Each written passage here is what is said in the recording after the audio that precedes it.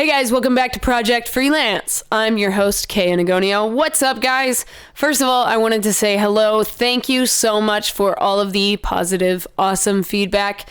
Down below in the iTunes rating system area, just, hit those 5 stars, leave a comment. If you don't like the show, you can leave. So I've been getting a lot of messages from you guys asking me how to become a tour manager. How do you get in as a tour manager? Where do you start? What are the steps that you have to take?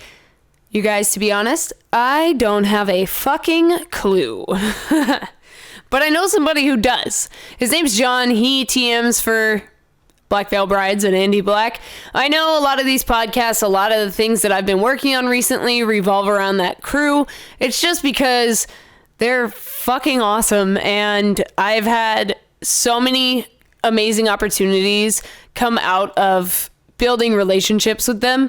So shout outs to the Black Veil Brides and Andy Black crew. You guys, you're the tits, you're the bee's knees, his legs, his arms, everything. All right, guys. So I have Jon on the podcast this week. Jon is not technologically inclined, if you will. He doesn't even know how to use his phone most of the time. So I apologize for the audio of this podcast. Jon, I guess, decided to record his audio with a potato. So this is the result of potatoes, I guess. I don't know why potatoes are being brought up, but all right, let's get to the good stuff. Before I get to the good stuff, here's a message from our sponsor. Just kidding. I don't have a sponsor right now, but you know what I do have? I do have a link, an affiliate link for Adobe. And if you don't know what Adobe is, you better get on board. Adobe, it's basically all the pre-production, the production, the post-production. It's where everything comes together. It's editing softwares, it's recording softwares, it's graphics it's all kinds. It's just absolutely amazing. So photographers, if you are looking to step up your editing game, first of all, Adobe owns Photoshop. Secondly, they own Lightroom. So you have Lightroom and Photoshop, and those are cross-compatible in some ways, if that makes sense. However, you guys, if you want to get in an Adobe, if you are looking for a way in without having to wreck your wallet, check out my affiliate link. I'll put it down below in the description. Thank you guys for checking that out. It helps me out. It helps you out. It helps everybody out. And your school, if your school is looking for editing software, you can actually get a further discount as either a student or as a school.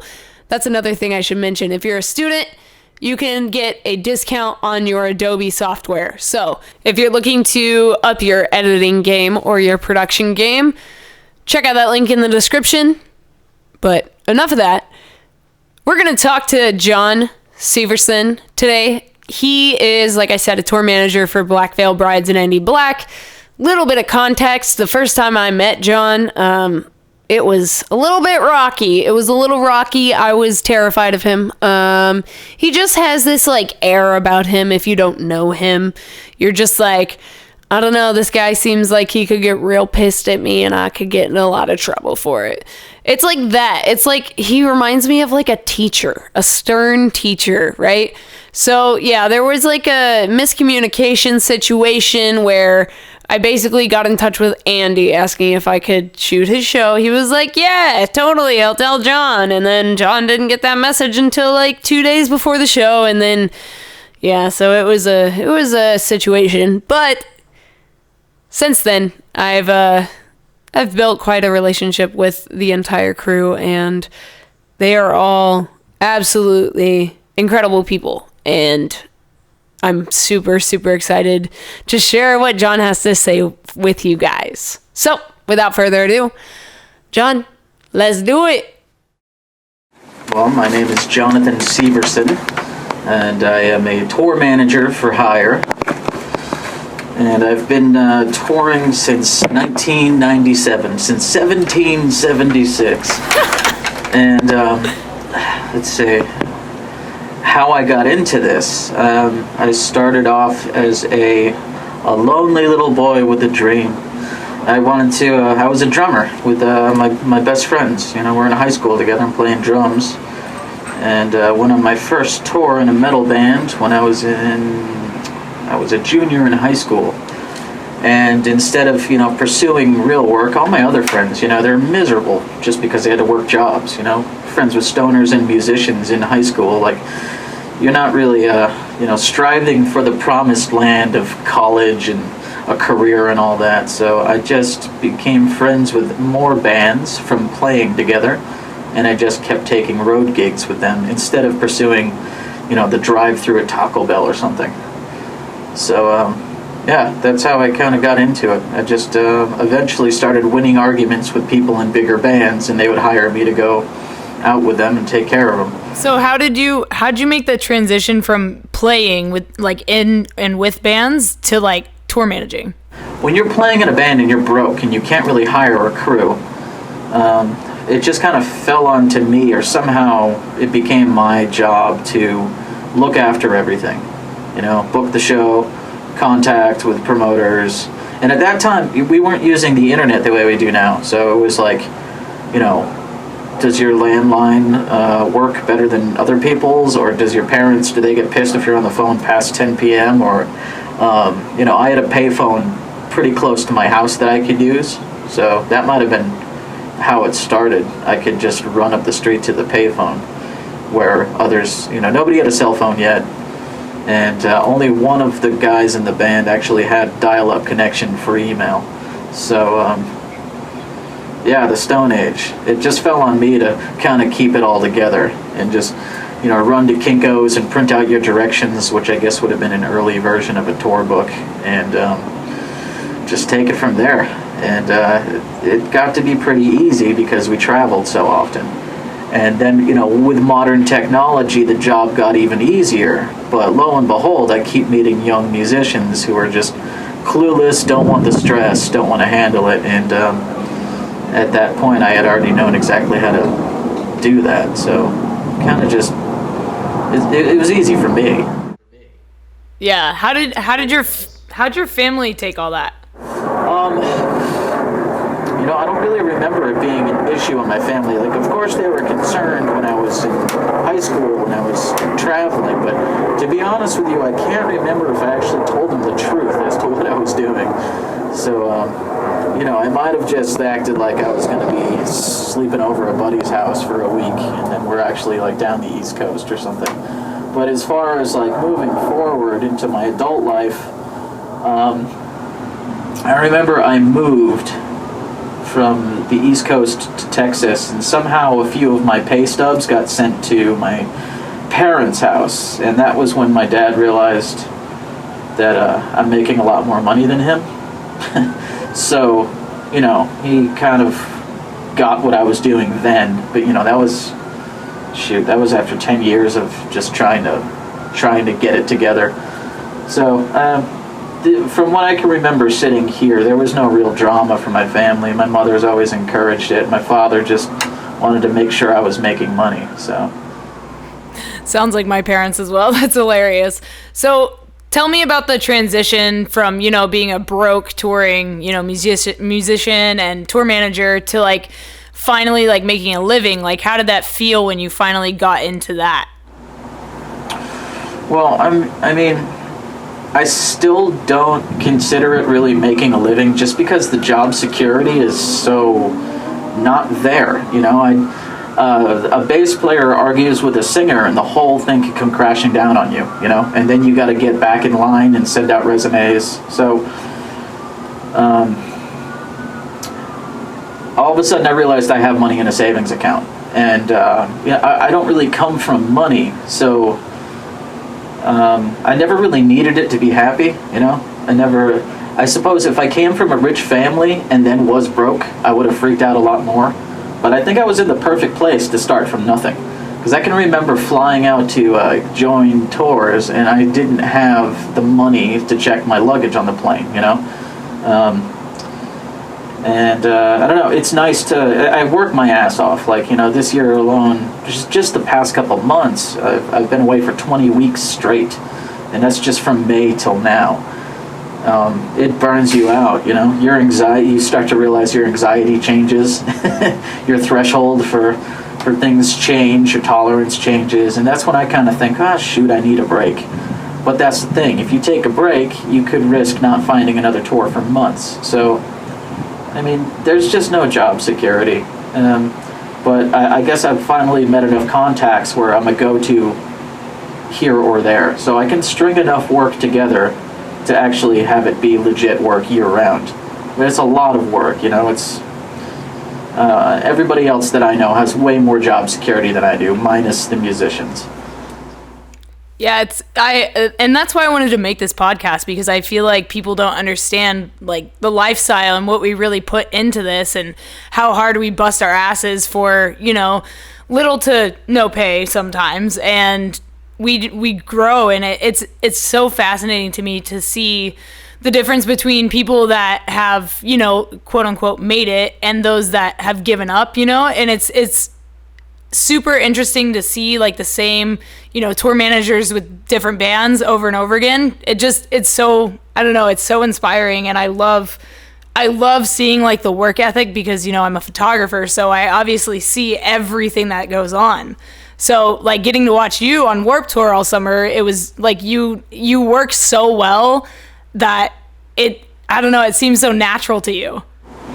The thing with tour managing that I like, one thing about it is like, you have to build your own system. So it's really the difference between like a real job, like a corporate job, or a job with any boss over your shoulders. I have people that are my boss, quote unquote, but they rely on me to build a system that works for me and everybody else.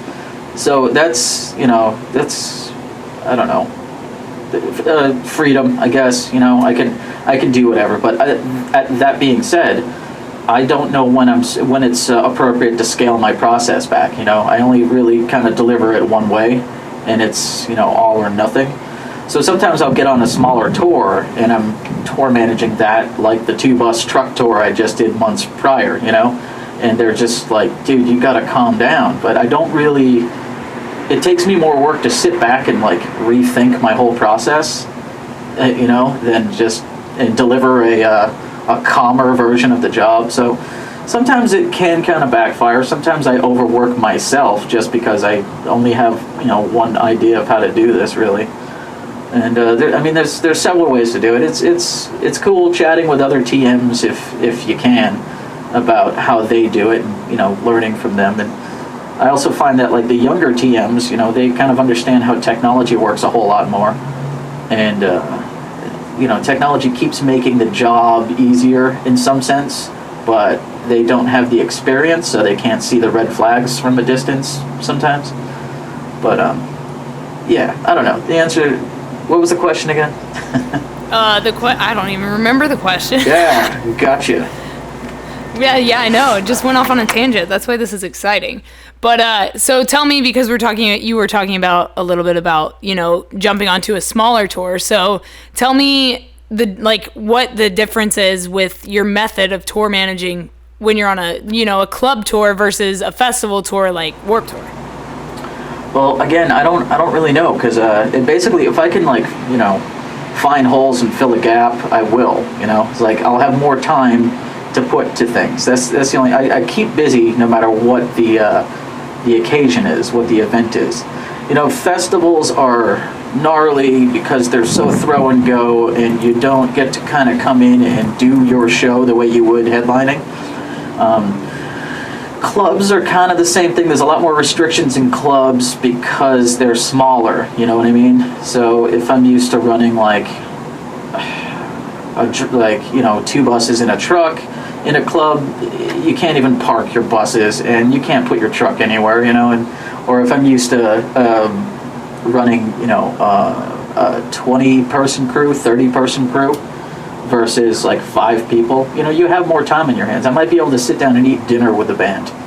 That's one of the biggest differences. The last tour I did was it was smaller, as in the band wanted to use a Sprinter van. So I noticed in a bus I have a lot more time to sit up and work during the drive, during the travel, or I wake up and I'm at the venue. On a Sprinter van tour, actually kind of I had to choose when I could work just because we had to do the drives ourselves, and most of the day was getting to the venue, making sure that we guide our own vehicle there. And that was cool because you actually get to experience the tour. You experience all the gas stops. You experience all that because you're part of it. Whereas you have like a bus and a professional driver, everything is just laid out to plan. Things could go much crazier, way more upsetting. You can run into a lot more issues doing your own tour in a van, in a trailer, I found, which was cool because again, it's just chaos, freedom. It was cool. Yeah, I feel like I'm sure you have so many like insane tour stories. I feel like a lot of, freelance musicians or photographers or whatever, I feel like we start out with like the worst possible scenario, and that's like our test. Like, can you survive this tour? If you can, you got this. No, I agree with you. It's you got to start somewhere, yeah, and it's usually a huge grind. And I still have to hire some people on my team to do like the menial tasks, and that's kind of an entry-level position. No matter what size tour I'm on, usually there's a production assistant or something that's kind of in their first or second year of touring, and their job is just a grind, Like, it's probably the hardest job on the team. They get paid the least, and they're probably the most stressed because they're not confident on their ability, and they're seeing things for the first time. But yeah, I mean, everybody, it's the same with anything you're trying to break into that's not, like I said earlier, Taco Bell drive-through, You don't get to sit down and watch an instructional video before you start with this company. You just kind of have to jump in, and you have to be a self-starter. You have to be good enough to just get into it and work it and make sense. Yeah, it's so interesting that our job, I feel like 70% of our job is actually desk work, like most of the time we're trying to, get in touch with promoters and venues and do like logistics. And for me, I spend most of my time just trying to figure out what the hell I'm doing that day. I hear you. I forget about myself a lot. Trying to not skip meals has become a challenge. Just because depending on what kind of tour you're getting ready for or what kind of tour you're on, sometimes just what has to be done that day is just so much. And when things change on you, you try to put it back together. You can totally lose sight of oh shit, I have to eat. I need sleep. It's a bummer, but that's another thing. You got to make sure to give time to yourself. Otherwise, you're just going to turn into like a ball of stress and rage, and no one's going to want to be around you. And at that point, you're going to be just nobody's going to want to hire that guy that was always pissed off, or that girl that just kept breaking down. I need to blow steam just like everybody else, you know what I mean? But you got to choose your words. I think if you're taking it to social media, you're more waving a flag for attention. And I might be a little old or too old for that. Social media was fun for a little bit, but that experiment kind of expired. I still have a Facebook and an Instagram, but I can't remember the last time I used them willingly. So, I've had people bring to my attention, hey, your assistant is talking shit. Okay, to who? Well, to Facebook. And I'm like, oh, wow. That's out there for the whole world to see. And yeah, it doesn't look good, but it also looks worse for them. And it's funny to me when they don't realize, hey, some people might take offense to that. Some people might not like that.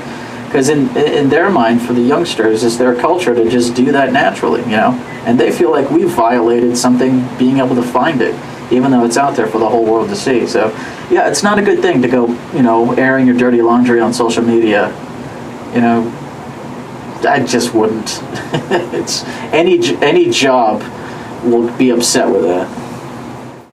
I feel like this generation that's coming up, they grew up in the world of cyberbullying. I mean, when YouTube first started, it was all trash talk all the time, and then our society kind of changed, and now the generation under me is they complain, they're like offended by the dumbest shit, you know? And like I was talking to Kevin Lyman this summer about, you know, how it's changed in the scene. And he says like the kids now are totally different than they were back then, you know? Like they used to have like beat downs and, you know, there used to be like actual mosh pits. And now it's like kids just kind of bounce around. Yeah, I don't know. I don't know if social media's actually changed aggression, but it could have. I don't know. I do know that when I hire youngsters these days, yeah, they don't know what it's like to grow up. Like they had a phone by the time they were in like 6th grade, you know. I didn't have a phone until my mid-20s, so most of my life was spent disconnected, but I miss it and I love it. I love being able to get away and have my phone. I just not know where my phone is. Yeah, it is amazing. It is absolutely the best part about this job is like not having your phone. Yeah, and then the depressing day when you have to go back to work and you're staring at like 200 text messages and 100 emails. Yeah, all urgent but not really urgent, because everybody with email these days, you can just email your thought immediately. And if they didn't respond to it, it's just like maybe your thought wasn't that important. Maybe that wasn't a priority. But yeah, so it's also prioritizing. Like as a tour manager, and I'm looking after, at the moment I've got 3 things coming up. So I've got like, you know, incoming for 3 different bands. And they're all pretty large events I'm about to do. So I have to kind of pick and choose which I can respond to, because I'm on copy for every detail. And, you know, sometimes I'll have a job where somebody is definitely, they like to sit there and see if I'm paying attention, which I totally am. But, you know, some things aren't the priority. Like, who cares if we get peas on Wednesday? You know, I'd rather make sure I can park the bus and you get your light show put into this place properly. But... Oh, the things we deal with. So tell me, like, on average, like, what is your average work week? Like, how many hours a week do you think or do you know that you work? Like, I'm trying to compare it to, like a real job, if you will, because I feel like we work way more. Well, it depends on how organized you are and how you can execute it. Like, I try to give myself time in the morning for me to get up and get ready. And I kind of try to do it on regular work hours. Like I try to be done by 6 or 7 p.m. But honestly, it depends what time zone you're in, really. Like if I'm working for a band from LA and I'm on the East Coast, emails will stop once they've stopped working, which is typically, you know, 5 to 7 p.m. their time, 9 p.m.-ish my time. I'd like, when I'm home and I'm just advancing a tour, I'd like to keep normal business hours, which is what, you know, 9 to 5, 10 to 6, something like that. But sometimes in this world is also, you know, you'll be getting a ton of emails at 2 a.m. from the promoter after he's finished his show day. Or right now I'm advancing a tour for India. So we have to communicate between 2 and 6 a.m. So, you know, that's a pain because I have to get up, or maybe I've been up all night and I just don't want to think work, but I have to. You pick your battles, and every event is different. Like if you're going to do a tour in India, you just got to keep in mind all my advancing, all my phone calls have to happen on their time. So it is what it is. I'm used to it now, but I remember thinking this is bullshit. This is brutal. But you're also a little excited if you get to go to a place like India, I'd like to think. So you figure it out. Yeah, definitely. So talk about, you know, traveling overseas. What's the difference between, you know, an American tour versus an overseas tour as far as logistics go? Well, it's funny, for Europe, I found that the crews over there, the local crews, are way better. And the vendors are just, it seems like they're way more on top of it. So I'm always happy to go to Europe or England because just their teams are way more efficient for some reason. And I don't care to get down to why, it just is something I can count on, you know? And there's also regions of the world where you can count on them to be super sketchy and just full of shit no matter what. So, I don't know, it's also completely different. I mean, you can't bring, you can't bring the idea of how you do a tour in North America to Europe and expect it to work. You know, you're working on their ground, in their house, on their territory. You have to understand how they work in order to be able to work with them properly. And language barriers plays a huge issue. It's just through experience you get to remember, oh shit, okay, I'm going to this territory. They act slow, or shit, I'm going to this territory. They're, to the minute, they're always on it. You better bring your A game. And I don't know, I think that might be one of those things you learn through experience. Like your first couple tours through Russia or South Africa or South America are really going to fuck you up. But you got to learn how they work. Otherwise, you're going to have a frustrating time. I'm not going to say you don't stand a chance, but there's a chance that if you're really a stubborn person and not able to be flexible, you're not going to really get it done, and you're probably going to piss them off, and they're not going to be looking forward to meeting you. I'd like to, I'm a representative of the band, I'm not trying to piss anybody off. I'm trying to work with whoever. Like, if I think they're not good, that's beside the point. I got to figure out what I can work with and use that. So, I mean, you got to keep a really cool, positive vibe and a cool head. Otherwise, you're just going to become frustrated and full of stress and negative energy. Yeah. And then the people that you live with for, weeks, months at a time will all hate you. Yeah, it's easy to sense when somebody's stressed out or pissed off or uncomfortable, So I think one of the best things about people going on tour, like crew and personnel, half the job is they'll sacrifice talent for integrity anytime. If this is somebody that's a good hang, though they need a little work on how good of a guitar tech they are, the band will take the person and they'll give him excuses if he makes mistakes, rather than the person who's a quote-unquote pro, who's been everywhere, done everything. I call it laminate pullers, people who just pour with the last 2 or 3 years of laminates that they've collected over the years, and they just keep pumping you with stories of why they're the best and how much experience they have, and then you get to a strange territory with them, and based on what they've told you, they should be excelling, but they're just failing, and they're miserable, and they're grumpy, and that doesn't go away. There's no such thing as really a comfort zone. You can't do what you do in LA in London. You can't do what you do in London in Mexico.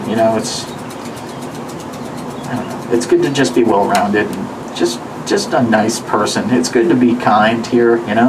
There are times where you have to put your foot down and get aggressive, but I think those days are kind of behind us. Booking agencies have really come up, and people are really pros. So you're getting handed a tour through a bunch of people who really know what they're doing, because local promoters who scam bands, they don't really last a year, promoting, if that. So chances are I'm not finding somebody who's robbing me. Chances are most of my issues on the road are internal. I got guys that are exhausted, guys that aren't giving themselves enough time, guys that are always too hungover, or just guys who are getting crazy, Yeah. How do you deal with, some of the bands that you might have that party more than, you say, Andy and Juliet? They don't, party because they're sober. So how does the world of touring change between tours like that? Tell me about the chaos and how that works and how you manage it. Well, I personally won't really take tours for bands that are notoriously crazy, I don't really do this job. Well, you do any job for money, right? But I don't really do this for money. There's some bands that you just can't pay me enough to work for. I won't do the job. I'll do something that makes sense because the whole experience seems fun, worth it to me, It's got to be somewhat fun. The crazier, gnarlier bands, sometimes that's all just hype, and they're not really that bad, And I have some pretty gnarly friends, and I grew up around that. And I've toured as a musician in bands with alcoholics and drug addicts, so I know the signs, and I've got my fair share of being around that. A sober tour, or people that are just calm and, just want to focus on playing and then resting, I mean, that's ultimately, I want that more than I want a band that's going to be out all night and make us late every day and groggy and cranky because they're hungover. But I don't know. Like I said, I won't really take a nightmare tour. I'll only take tours with people that are actual adults and like they want to do the tour. If you want to party, there's a bar at every corner basically in the world. So I mean, go get that out of your system at home. Don't fuck with that on the road because the tour's gonna suck that way. Yeah, I feel like a lot of young bands don't get that because they want to be a rock star and that's like the lifestyle. But I've noticed a lot of bands that I've watched grow over the years because they're just have become like colleagues and friends of mine. It's interesting to see how they grow up out of that rock star, like alcohol, like party scene.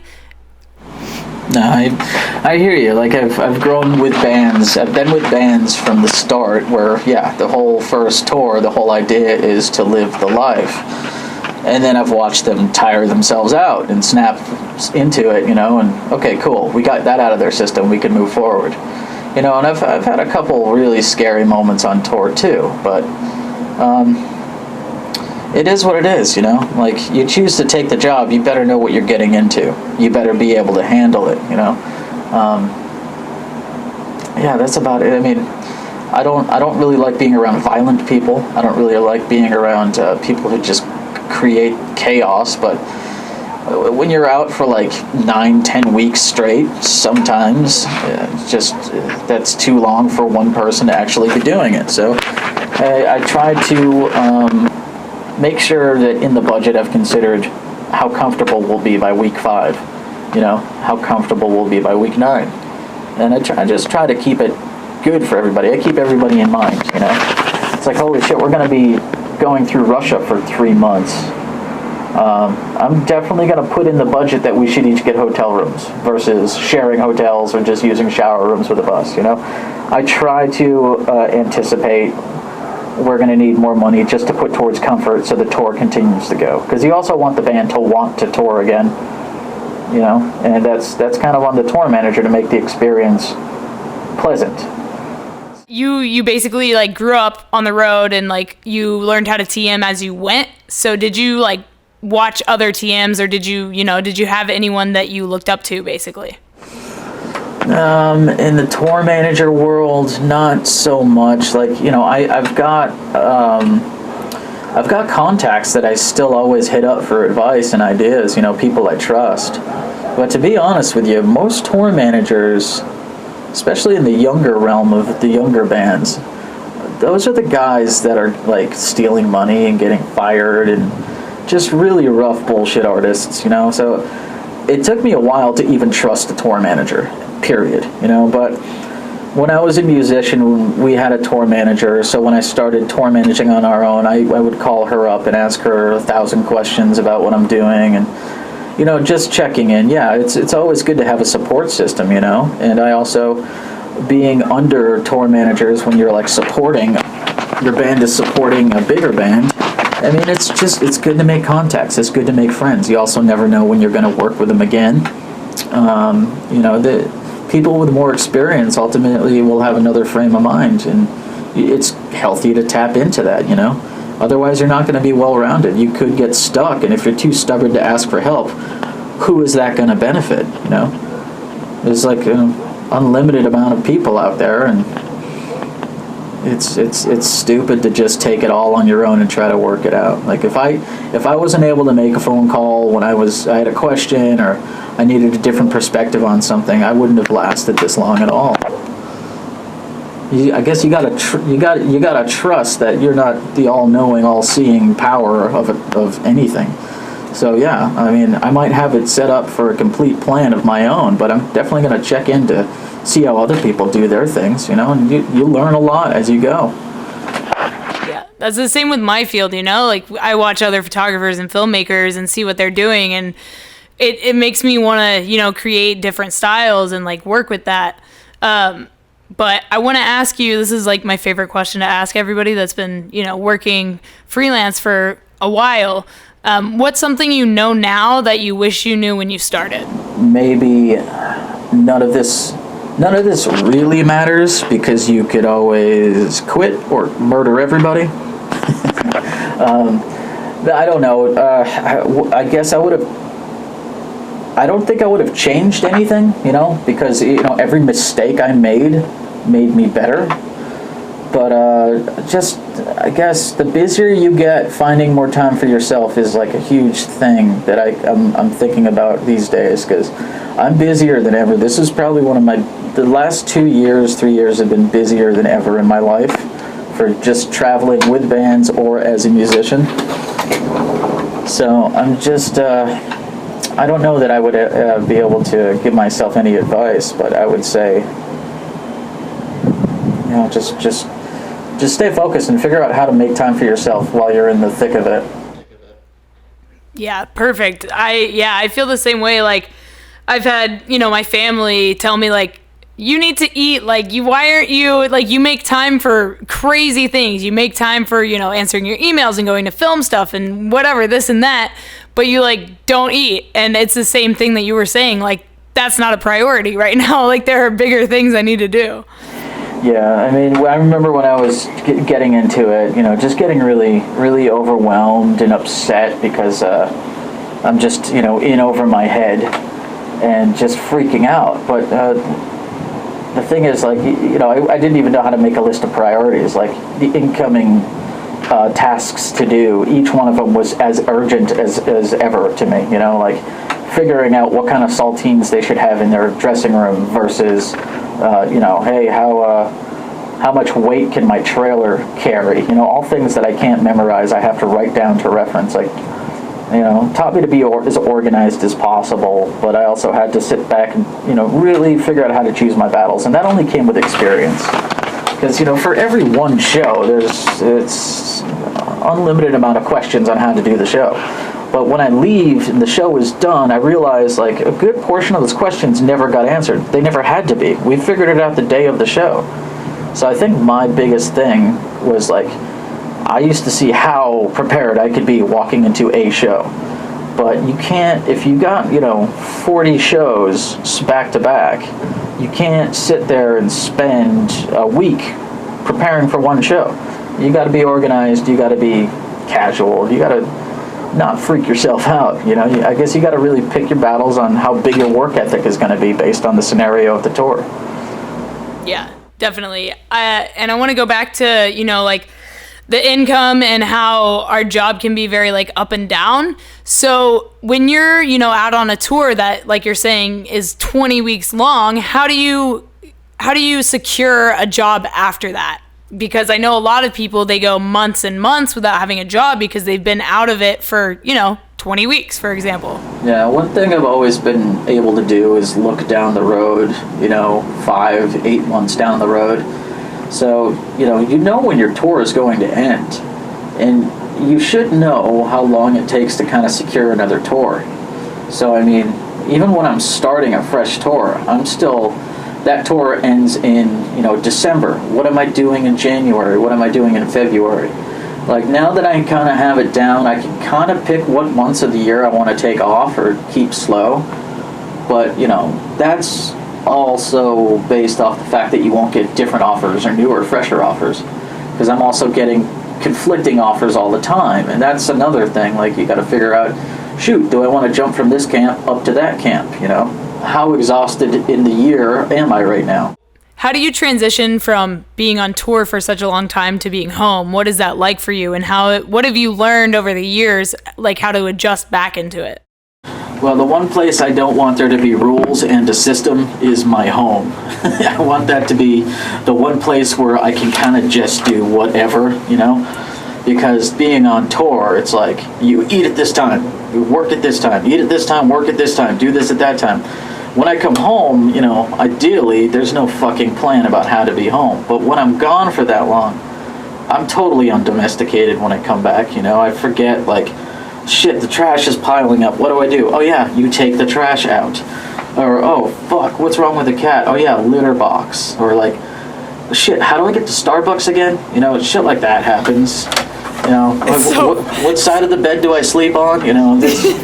My girlfriend does look at me like I'm crazy a lot when I come home from a long tour. But, Yeah. I mean, that's all fun, you know, and I remember that I want my home to be my home. I want it to be comfortable. I don't want it to look like the inside of a production office with all these rules. Like, John, you missed your 8 o'clock coffee. What's going on? You know, it's rough. It's weird. It's weird coming home, period, you know, because my friends with children, their children will be older, and it sucks because you get to miss out on a lot of the stuff. If you have friends, if you're a person that has friends at all, you'll miss them, and their lives will grow, and you'll miss it. So that's disappointing, but I mean, I try to keep in good contact with everybody while I'm on the road. Yeah, and coming home and just feeling lost in my house, that kind of happens. I reached a certain point probably 10 years ago where no matter where I wake up, I'm confused for the first few minutes I'm awake. So I could be at home, I could be in a hotel in Salt Lake City, I could be in Europe. When I wake up, I don't know where I'm at, and I get this horrible feeling that I've slept in too long for something.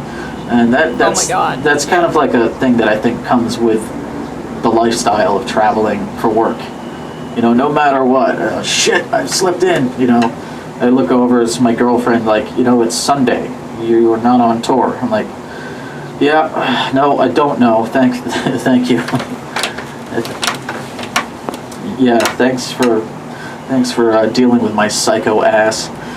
Right, seriously. Yeah, what you were talking about, like, things are super weird and you forget stuff. Like, I was even talking about it a couple weeks ago. I was saying I still walk around Walmart for like an hour for no reason, because we had an hour to just walk around, you know, like we would have like Walmart stops and stuff like that. And it's so weird because I'll stand there for like 15 minutes trying to decide if I should get Charmin Ultra or Charmin Ultra, you know what I mean? Like it's so weird. I have that same problem, like driving for hours and then there's a stop and you get out and you just circle the aisles, and you don't really need anything because otherwise you'd know exactly what you need, but you've got this sense of like, I have this downtime and I don't know what to do with downtime, so I'm just going to stare at the Bubblicious until something comes to me.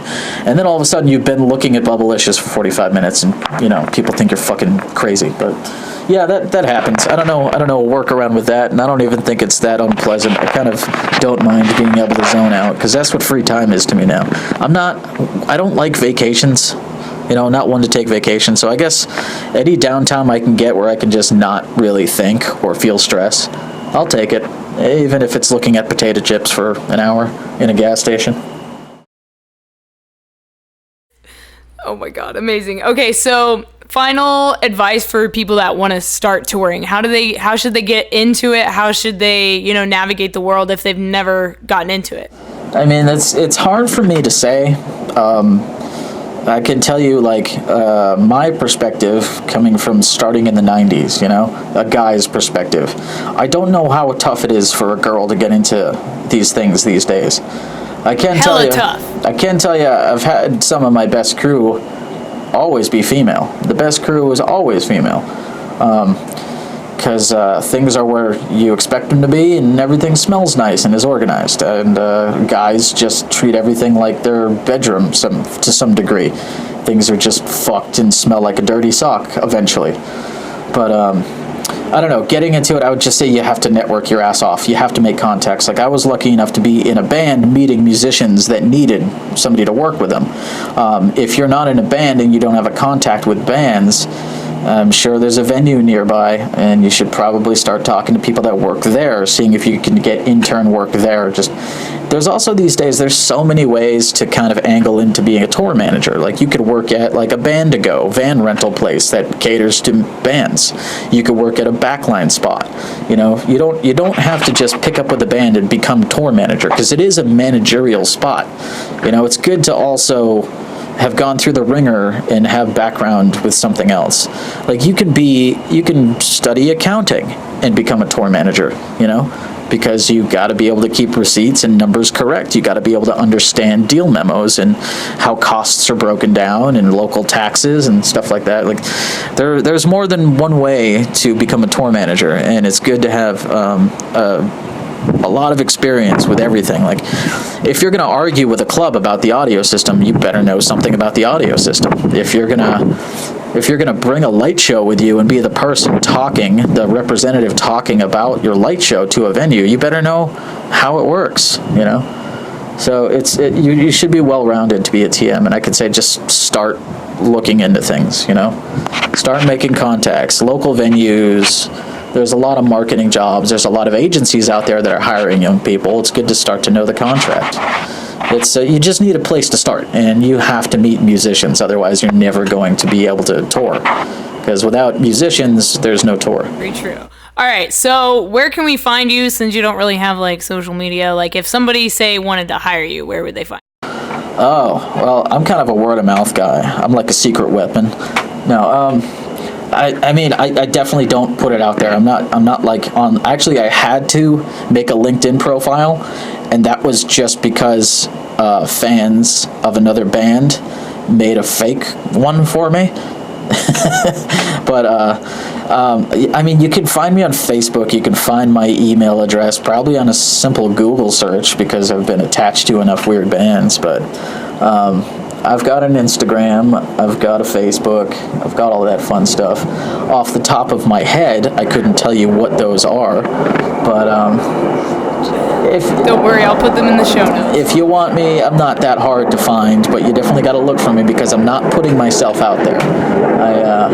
And he's real short. And I'm very tall. So you really got to look. Yeah, very short, that too. That too. All right, Jon, thank you for being on the show. I appreciate you.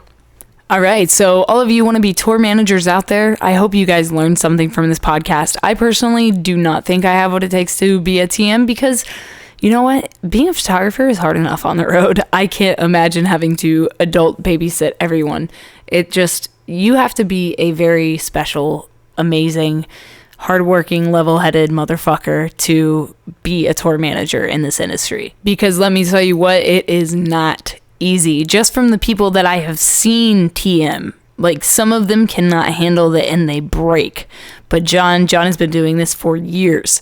And like he said, if you want to find him, you're just going to have to go find him. Like at a show, at a grocery store, at the movies.